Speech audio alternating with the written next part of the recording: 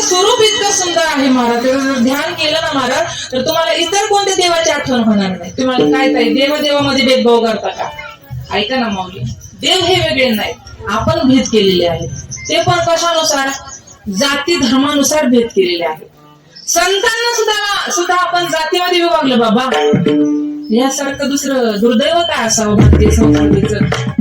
अरे मिळविली मांदी वैष्णवांची ज्ञानोबराने सगळ्यांना एकत्रित केलं ना, आज आपण विभागतोय. हा, सावत महाराजांची पुण्यतिथी आली की माळी समाजाने साजरी करावी. सेना महाराजांची पुण्यतिथी आली की नाभिक समाजानेच. नरहरी सोनारांची आली की का असं जातीमध्ये? ते एका विशिष्ट जातीचे होते का? विशिष्ट धर्माचे होते का महाराज? अहिल्याबाई होळकर असतील, ते फक्त विशिष्ट जातीने साजरी करावे का? काय त्यांनी क्रांती केली महाराज? बाबासाहेब आंबेडकर असतील महाराज, छत्रपती शिवाजी महाराज असतील, हे शूरवीर ह्या महाराष्ट्राच्या मातीमध्ये होऊन गेले. त्यांनी महाराष्ट्र एकत्रित केला, रक्त सांडलं महाराज आपल्यासाठी. आपण एकत्रित यावं म्हणून, पण आज आपण यांच्यामुळे आपण भांडणं करतोय आपापसामध्ये. काय त्यांना बरं वाटत असेल का? कुठेतरी जागा होण्याची वेळ आज या ठिकाणी आली ना, आज आपण विभागलो ना महाराज, तर दुसरी आक्रमण केल्याशिवाय राहणार नाहीत. कारण जोपर्यंत परिवार एकजूट आहे ना, त्याच्यामध्ये तिसरा येत नाही ना, तोपर्यंत परिवार टिकून आहे. तिसरी व्यक्ती जर त्याच्यामध्ये आली ना, तर तो परिवार एकत्रित कधीच राहू शकत नाही. मग तो परिवार असेल, महाराष्ट्र असेल किंवा भारत देश असेल. विठ्ठल महाराजांनी अशा पांडुरंग परमात्म्याचं भजन करायला सांगितलं, नाही भजन केलं तर हा नरदेह वाया जाईल महाराज, वाया. ठीक आहे, आम्ही विठ्ठलाचं भजन करू, पण संसाराची बरी बरी होऊ द्या माऊली, नंतर आम्ही त्या ठिकाणी विठ्ठलाचं भजन करू. प्रपंच कधी पूर्ण होतो का माऊली? कधीच पूर्ण होत नाही महाराज. अपूर्णता म्हणजे प्रपंच आणि पूर्णता म्हणजे परमार्थ. मंदिरावरती एकदा कलश प्रस्थापित झाला तर पुन्हा काम आहे का? नाही. तर तुम्ही कितीही मजले बांधा, घराचं काम कधी पूर्ण होतं का? सळ्या काढलेल्याच असतात, हे की नाही? बरोबर आहे की नाही? घरामध्ये कितीही गोष्टी घेऊ द्या, टीव्ही घेऊ द्या, सोफा घेऊ द्या, बेड घेऊ द्या, फ्रीज घेऊ द्या, काही घेऊ द्या, अजून काहीतरी कमतरता वाटतच असते. एवढंच नाही, आमच्या सारख्याने त्या ठिकाणी प्रपंचामध्ये रमलं तर काय नाही महाराज. 80-90 वर्षाचा आजोबा आजी असतात महाराज, नव्याने प्रपंच करावा असं वाटतो त्यांना. आम्हाला हे घ्यायचंय, आम्हाला ते घ्यायचंय, आम्हाला कशासाठी? काय नेणार आहात सोबत आपण? काहीच नाही. उरलेला काळ तुम्ही नातवंडामध्ये घाला महाराज, त्यांना प्रेम द्या महाराज, मायेची ऊब द्या.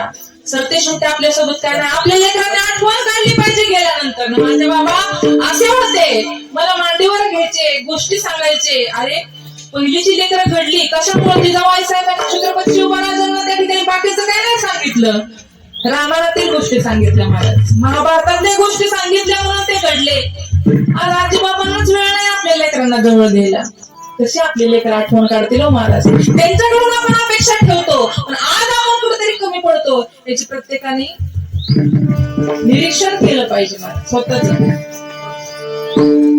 हा नरदेह परत नाही, प्रपंच कधीच पूर्ण होत नाही महाराज. ठीक आहे, त्या बहुसंग्रामध्ये करिता भरभरी दुरावसी दुरी गवाची पुरी वाहावसी, या पुरामध्ये तुम्हाला वाहून जावं लागेल. प्रत्येकाला मरणाचं भय असतं बरं का.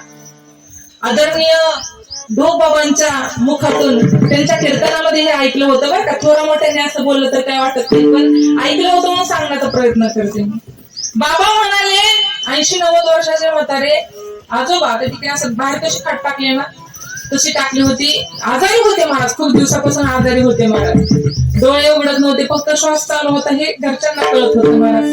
त्याच गावातील एक आजीबाई काठी टेकवत आली, त्यांची तब्येत विचारपूस करण्यासाठी. बघा, काही लोक कशासाठी येतात तेच कळत नाही. नक्की आपली स्तुती करायला येतात की निंदा करायला येतात हेच कधी कधी कळत नाही. म्हणजे घर बांधलंय, त्यांना छान वाटतंय का, म्हणजे कसं वाटतंय काय समजतच नाही मला. तर ते आपण जाणून घ्यावं. आली होती विचारपूस करायला, बसले बाबांपाशी बरं का. बसल्यानंतर म्हणले, बाबा बरं आहे का तुला? हा म्हणलं वगैरे दिला बाबांनी. कवर आता लेकरा बाळांना त्रास देतो म्हणले, घे ते डोळे मिटून.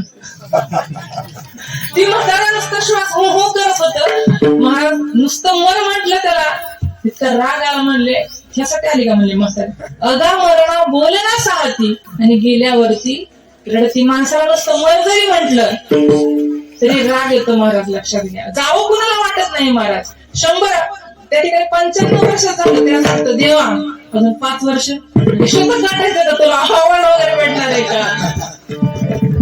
एकमेव योगी होऊन गेले महाराज, एकमेव या सृष्टीमध्ये. ते माझ्या ज्ञानोबा आहे. अवघ्या कमी वर्षाचं जीवन, 22 वर्ष त्यांना जावंसं वाटलं. काय जीवन असेल महाराज, पण आनंद ह्या जीवनाचा सुगंधापरी दरवळावा. जाताना सुगंध देऊन जावा महाराज. गेल्या